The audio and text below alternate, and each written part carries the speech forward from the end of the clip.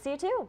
So it does matter what people think, I guess, is the beginning of the conversation anyway. And so what's really tricky is that I don't want managers to feel like now I have to sit there and please all my employees and try to make friends with folks. And it's a really delicate balance between being friendly and being friends.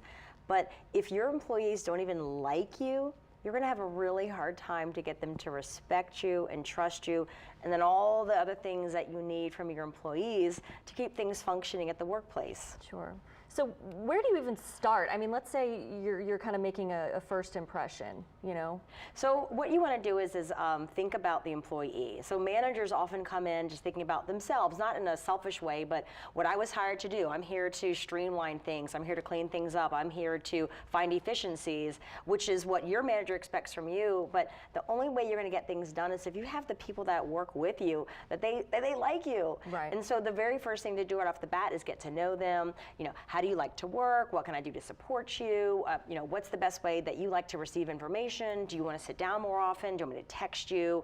What can I do to be supportive for you? Like, I'm at your service. So you're gauging the other person's strengths, essentially. And you're really showing them that I care about you as an individual, because, you know, when people feel like they're liked, it feels like you pay attention to me, that I'm an individual person, I'm unique, I'm not one of the masses, one of the many numbers. And so when you talk to them and ask them questions, you're truly showing them, like, I care about you as an individual. I'm not just busting in here with my agenda. Sure, okay. And it works both ways too, right? I mean, you should get to know your boss, your manager. So for employees, I always recommend that you manage up, you communicate up.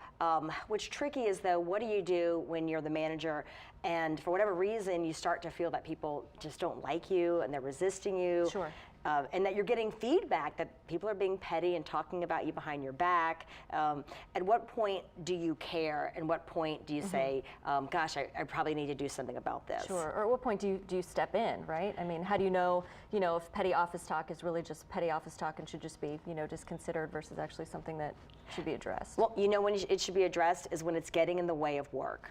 And so when you find that when you're sending emails and you're asking people to do things, you're getting unnecessary resistance, or that the gossip and the talk behind your back is getting too unprofessional. And I always recommend for managers to have a conversation with their employees and just face it head on and talk about the elephant in the room, but not in an attacking way. I was gonna say, there's a right way to do this, Golly, right? Like, why don't you like me? I'm your boss. Right. Just say, I've noticed, or I felt lately that when I talk with you, that you seem to want to resist having a conversation with me, or maybe you look away. I really would like us to have a really good working relationship. You don't want to say, I need you to like me so you can trust me and respect me. Right. Or I need to be liked, it's a thing I have. I get insecure if you don't. So you don't go in with that information off the bat. So is it ever appropriate to say these things outside of work, or where do you draw the line? Right. So once we start inviting the conversations out of work, then we're starting to tread into that friend versus friendly territory.